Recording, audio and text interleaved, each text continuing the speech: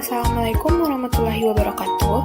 Kami dari kelompok 3 yang beranggotakan Tiara Safira Nisa dengan nomor BP 1810532339 dan Suci Wahyuni dengan nomor BP 1810531043. Pada kesempatan kali ini, kami akan membahas mengenai topik pusat pertanggungjawaban, pusat pendapatan, dan biaya.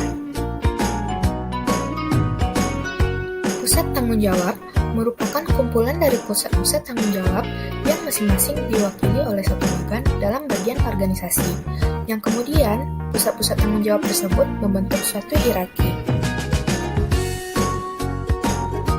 Pusat tanggung jawab muncul untuk mewujudkan cita-cita. Adapun fungsi dari pusat tanggung jawab perusahaan adalah untuk mengimplementasikan strategi pencapaian cita-cita perusahaan.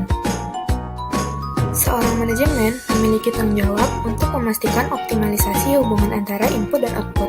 Pada beberapa pusat tanggung jawab, hubungan ini bersifat langsung dan timbal balik. Sebagian besar input yang digunakan oleh pusat tanggung jawab dinyatakan dalam ukuran fisik seperti kilowatt listrik, rem kertas, dan jam kerja. Sedangkan dalam organisasi nirlaba, barangkali juga tidak ada tolak ukur atas output secara kuantitatif. Bahkan, sebagian besar organisasi tidak berupaya untuk mengukur output dari masing-masing pusat tanggung jawab. Biaya merupakan ukuran moneter dari penggunaan sejumlah sumber daya oleh suatu pusat tanggung jawab, sedangkan sumber daya yang digunakan oleh pusat tanggung jawab adalah input. Efisiensi dan efektivitas. Efisiensi diukur dengan membandingkan biaya standar dan biaya aktual, di mana biaya-biaya tersebut dinyatakan dalam satuan output yang diukur. Efektivitas diukur oleh hubungan output yang dihasilkan suatu pusat tanggung jawab dengan tujuannya. Pusat pendapatan. Pusat pendapatan tidak memiliki wewenang untuk menetapkan harga jual serta tidak memiliki tanggung jawab atas harga pokok penjualan barang yang dipasarkan. Pusat beban. Pusat beban terdiri dari dua jenis, yaitu pusat beban teknik dan pusat beban kebijakan. Pusat beban teknik memiliki ciri-ciri input dapat diukur secara moneter, input dapat diukur secara fisik, dan jumlah minimal input yang dibutuhkan dalam satu produksi dapat ditentukan. Pusat beban kebijakan meliputi unit administratif, operasi litbang, serta semua aktivitas pemasaran.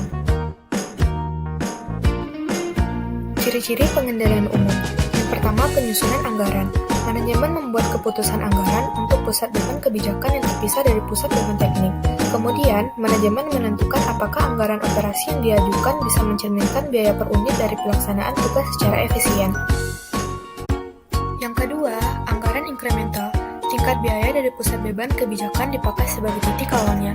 Jumlah tersebut disesuaikan dengan tingkat inflasi, perubahan-perubahan beban pekerjaan yang diantisipasi, pekerjaan khusus, dan jika data telah tersedia, biaya dari berbagai pekerjaan dapat dibandingkan dalam unit yang sama. Yang ketiga, tinjauan berdasarkan nol merupakan pembuatan analisis secara menyeluruh dari setiap pusat beban kebijakan pada jadwal yang terus bergulir, sehingga semuanya ditinjau setidaknya sekali setiap 5 tahun. Keempat, variasi biaya. Biaya dalam pusat beban kebijakan cukup terlindungi dari fluktuasi jangka pendek, berbeda dengan pusat beban teknik yang sangat dipengaruhi oleh perubahan volume jangka pendek. Yang kelima, jenis pengendalian keuangan. Pengendalian keuangan dalam pusat beban kebijakan berbeda dengan pengendalian keuangan dalam pusat beban teknik. Dan yang keenam, pengukuran kinerja.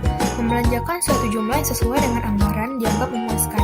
Jumlah yang melebihi anggaran merupakan alasan untuk prihatin.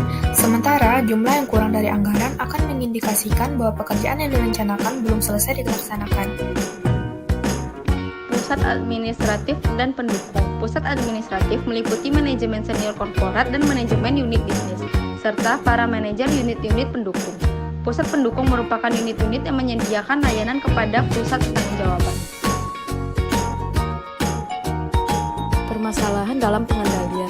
Pengendalian atas beban administratif cukup sulit dikarenakan beberapa hal. Yang pertama, kesulitan dalam pengukuran output, dan yang kedua, tidak adanya keselarasan cita-cita.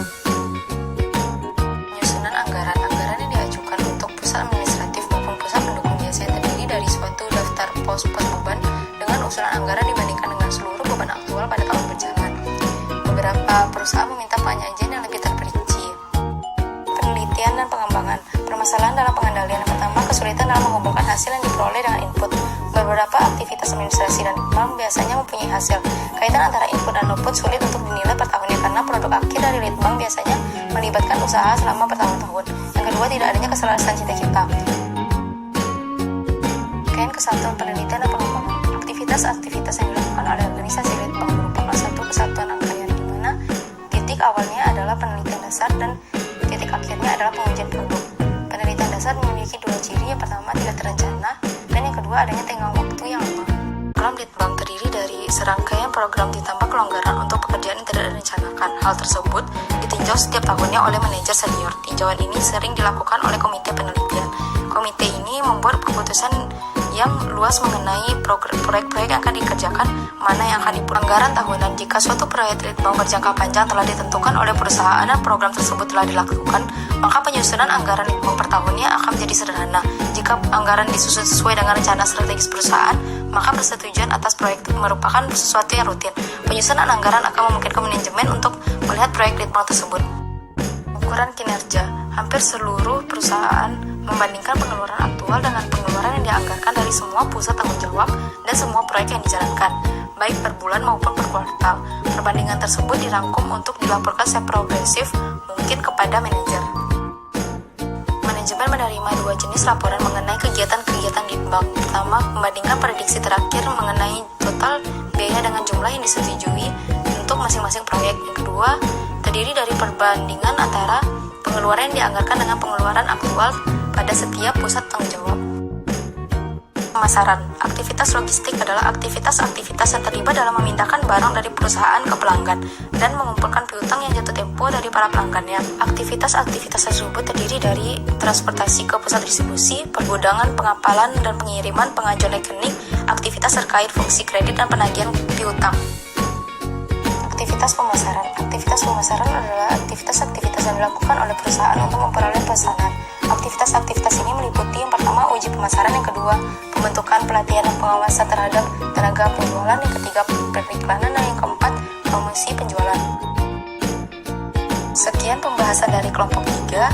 Terima kasih. Assalamualaikum warahmatullahi wabarakatuh.